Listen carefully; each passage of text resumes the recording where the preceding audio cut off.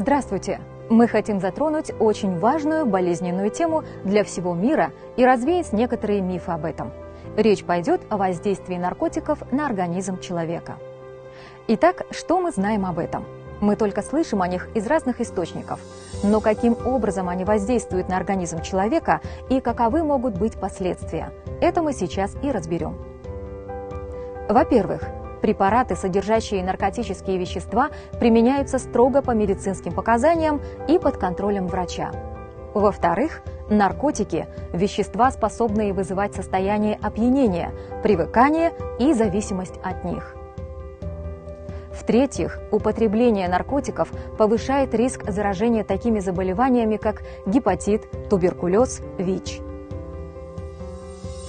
В-четвертых, абсолютно все наркотики пагубно влияют на все системы органов и тканей и как яд могут отравлять центральную нервную систему, мозг, половую систему, печень и почки.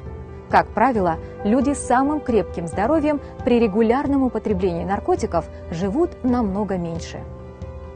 В-пятых, под воздействием наркотиков человек теряет контроль над собой, что как следствие приводит к не самым хорошим обстоятельствам, включая совершение противоправных действий, влекущих за собой уголовную ответственность.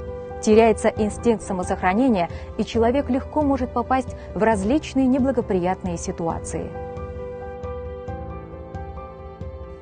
В-шестых, при неоднократном употреблении наркотиков постепенно снижается чувствительность к ним. Через некоторое время для достижения радости обычных доз уже не хватает. Жертва наркомании вынуждена увеличить дозу. Впоследствии не хватает и этого. Тогда происходит переход к более сильному наркотику. Так постепенно человек приобщается к сильным наркотикам, избавления от которых почти нет.